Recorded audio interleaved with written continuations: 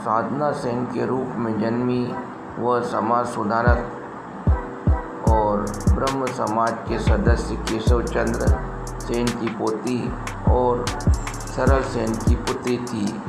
बाद में उन्होंने फिल्म निर्देशक मधु बोस से विवाह किया, जो अग्रणी भूविज्ञानी और जीवाश्म विज्ञानी प्रेमनाथ बोस और शिक्षाविद और कमला गर्ल्स स्कूल की संस्थापक कमला दत्त के पुत्र थे, जो रमेश चंद्र दत्त की पुत्री थी।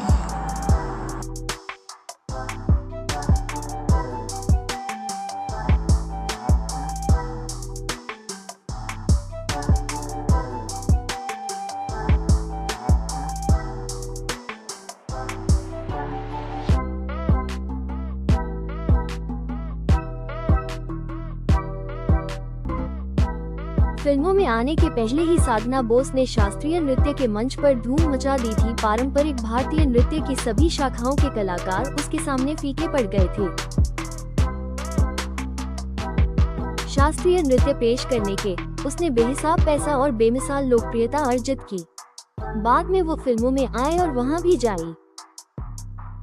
मगर प्रतिभा की धनी साधना बोस का अंत बड़ा दर्दनाक रहा। वह अपनी प्रतिभा के शिखर पर पहुंचकर शराब के जाम में डूबी। फिर वो उसमें से अपनी मौत तक न निकल पाई।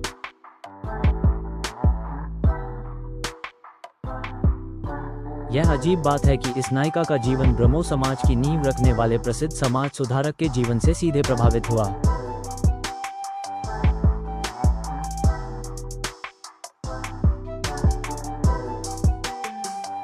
उसे ख्याति भी उन्हीं के कारण मिली और उनसे प्रभावित विचारों के कारण ही उसे पुरातन किस्म के दकियानुसी लोगों की आलोचना का शिकार होना पड़ा।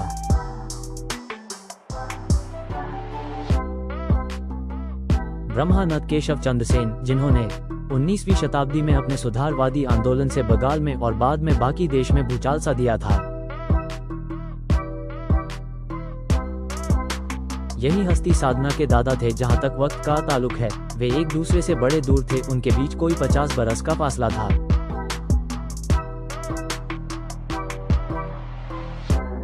मगर साधना विचारों के धरातल अपने दादा से सीधे ज पे छोटे ऊ की मात्रा ड पे बड़ी ई की मात्रा हुई थी।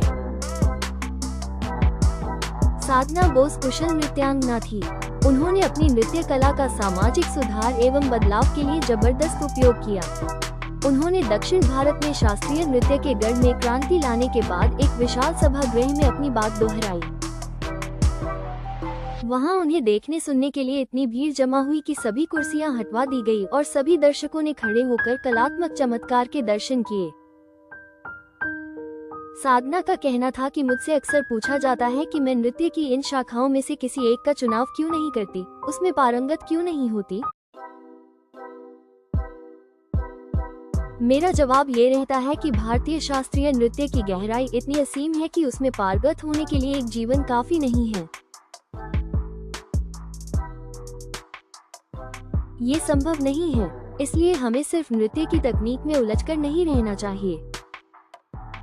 साधना के ऐसे क्रांतिकारी और मौलिक विचार पारंपरिक पंडितों को रास नहीं आए। उन्होंने उसकी बड़ी आलोचना की।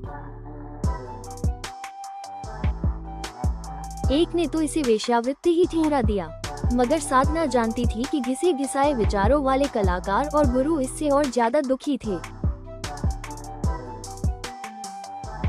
उसके कार्यक्रमों में शास्त्रीय और स्तर के बावजूद पैसों की वर्षा रही थी।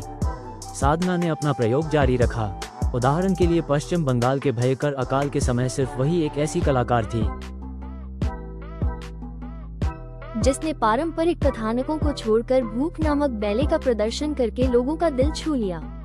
कथक में राधा और कृष्ण के प्रेम की कथा बयान की जाती है।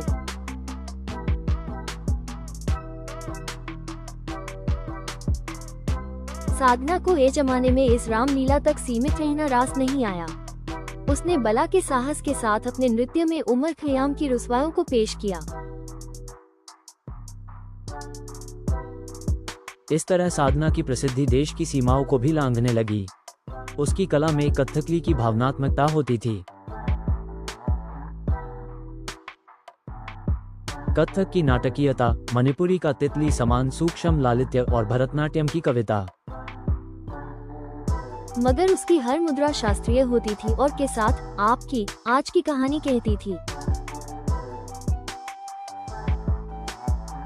साधना को कला के लिए ही रखने की उतनी कायल न थी। उसका कहना था कि कला लोगों के लिए ही है, जीवन के लिए ही है। उसकी पहली हिंदी फिल्म कुमकुम में ये कथन देखा जा सकता है। यहाँ उसकी मुद्राओं ने जब कमल खिलाया तो कैमरे ने वाकई फूल को सजीव कर दिया।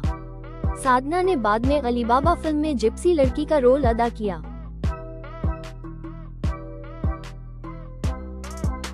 जो बेहद लोकप्रिय रहा। ये फिल्म उसके पति मधु बोस ने बनाई।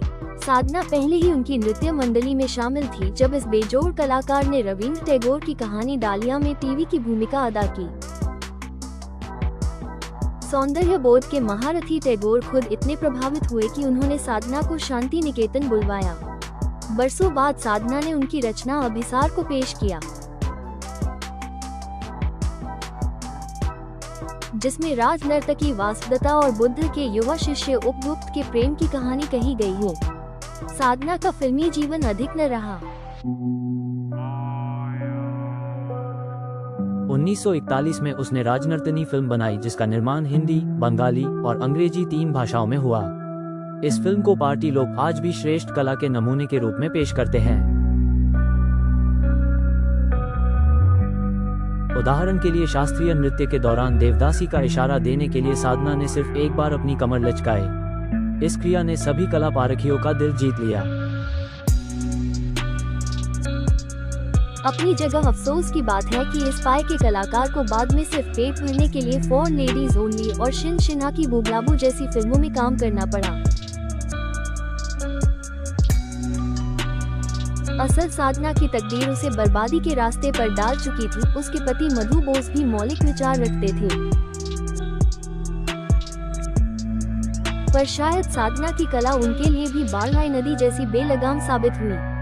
अपनी तरफ से इस नर्तकी को अपनी कला में किसी भी किस्म का समझौता मंजूर था। उनके बीच जो कुछ गुजरा हो, वो पहले उनकी नृत्य मंडली से दूर हुई और बाद में जीवन से भी। उस खाली जगह को अनजाने में ही शराब ने भरना शुरू कर दिया। पहले उसने थकान मिटाने के लिए जाम थामा, फिर वो उससे बोरियत दूर करने लगी और बाद में वही उसके शरीर का ईंधन बन गया। काफी समय तक आम दर्शक यह न भांप सके कि इस बेजोड़ नर्तकी की मुद्रा और गति की कसावट में नामालूम तरीके से भिलाई आ गई है। वह नृत्य के साथ इतनी जीवंतता से जुड़ी थी कि काफी समय तक उसके कहीं कहीं ताल बेताल होने को लोगों ने एक ही व्याख्या की तरह लिया। मगर तब तक वो जहरीला पानी सिर के ऊपर पहुंच गया था। शायद अपने जीवन में आए शून्य का सामना करने के लिए पोलो खेलने वाले एक खूबसूरत राजकुमार के साथ उसके संबंध हुए और बाद में आज के एक छोटी के उद्योगपति के पिता के साथ। एक की मौत हुई और दूसरा साधना को न झेल सका। साधना ने ये नृत्य कार्यक्रम जारी रखने की कोशिश की, पर वो ठंडी आग साबित हुई। 1973 के अक्टूबर महीने में उसकी मौत हो गई। साधना के पुराने प्रशंसकों के पास आज भी उनका वो चित्र मिल जाएगा जिसमें उसके बड़े बड़े धूप के चमकीले चश्मे में फोटोग्राफर की छाया दिखाई दे रही है और खुद साधना उसके लिए जब तरीके से मुस्कुरा नहीं रही हूँ बल्कि मुस्कुराने ही वाली हूँ। ये कली सी अधखिली मुस्कान ही आलोचकों को मोनालिसा की याद दिलाता है।